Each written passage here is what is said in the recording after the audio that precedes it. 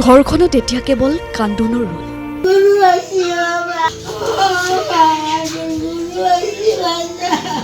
নাগাৰা তালৰ শব্দত ৰজন জনাই থকা নিশামণিৰ ঘৰখনত নিমাওমা পৰিৱেশ। মই কেনেকৈ জীয়াই থাকিম এমাই মাই অ বুলি কান্দোনত ভাঙি পৰিছে গোটেই ঘৰখন।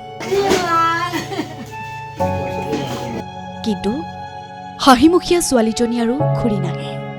তাইৰ ফটোখনলৈ চাই চাই বাগৰি বাগৰি মাথো কান্দিছে পৰিয়ালৰ লোকে।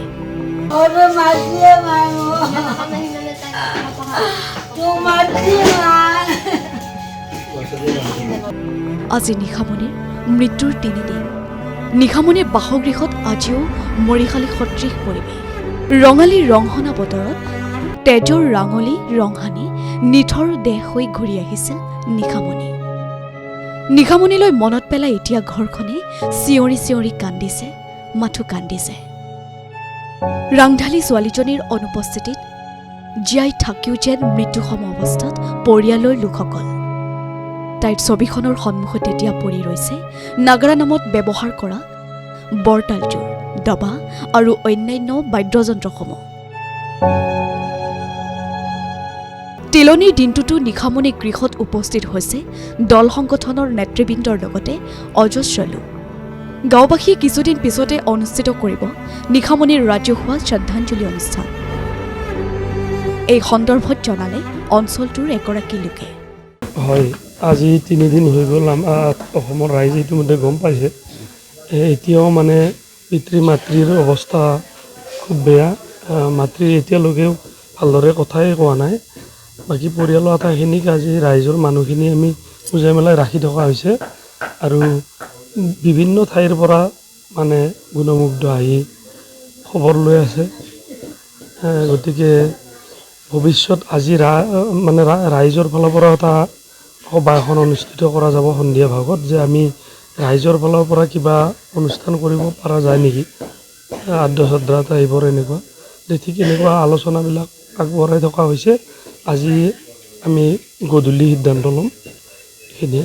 কিবা ৰাজহুৱা শ্ৰদ্ধাঞ্জলি বা তেনেকুৱা কিবা আয়োজন কৰা হৈছে? এনেকুৱা আমি ভাবিছোঁ বিহু সুৰক্ষা সমিতি বা নাগাৰা নাম সদৌ অসম নাগাৰা নাম সংঘ আছে, অঞ্চলৰ বিশিষ্ট ব্যক্তিসকল, ৰাজনৈতিক বিভিন্ন সংগঠন আৰু মানে ছাত্ৰ সংগঠনৰ পৰা আদি কৰি শিক্ষিত ৰাইজৰ সহযোগত, গাঁওবাসীৰ সহযোগত এটা সেনেকুৱা শ্ৰদ্ধাঞ্জলি অনুষ্ঠান যদি ভালদৰে কৰিব পাৰোঁ বা নিশামণিৰ নামত যদি আমি কিবা এটা কৰিব পাৰোঁ, এইটোৱে চিন্তা চৰ্চা কৰি থকা হৈছে। যিটো বিহু দলৰ লগত আছিল তেওঁ চুক্তিবদ্ধ হয়, তাৰ মালিক পক্ষ বা শিল্পীসকল আহিছে নে নাই খবৰ ল'বলৈ? আমি জনাত সেইদিনাও 2-এজন আহিছে, কিন্তু ৰাইজৰ মাজত বিভিন্ন চিন্তাধাৰা ব্যক্তি থাকে কাৰণে হয়তো চিনাকিটো দিয়া নাছিলে। কিন্তু আজিও তেখেতসকল ইতিমধ্যে যোগাযোগ কৰিছে, আহি আছে তেখেতসকল। 11 বহাগৰ সেই নিষ্ঠুৰ দিনটোৱে কঢ়িয়াই আনিছিল পৰিয়ালটোলৈ অমানিশা। ভয়ংকৰ পথ দুৰ্ঘটনাত সকলোকে কন্দুৱাই আঁতৰি গৈছিল প্ৰতিভাৱান শিল্পী নিশামণি হালৈ। বিহু, নাগাৰা নাম, থিয়েটাৰ, গীতে মাতে প্ৰতিভাৱান নিশামণিয়ে কৰিছিল চুটি ছবিতো অভিনয়। ক'বত বৰ্তমান ভাষা একচুৱেলি নাই, কাৰণ তাইক মই এখন চুটি ছবিত লগ পাইছিলোঁ একচুৱেলি, জানমণি বুলি।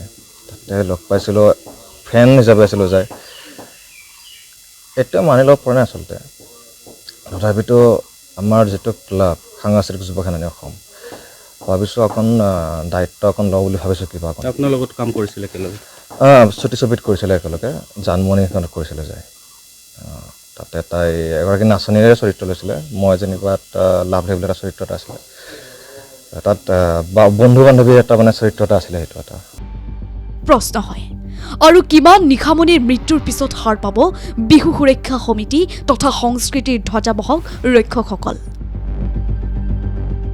নিশা এপৰলৈ অনুষ্ঠান পৰিৱেশন আৰু অনাকাংক্ষিত দুৰ্ঘটনা, মৃত্যুৰ বাতৰি, এইসমূহ প্ৰসংগ কেৱল মাথো মৃত্যুৰ কিৰিলিৰ পাছতে প্ৰাসংগিক হৈ কিমান দিন থাকিব?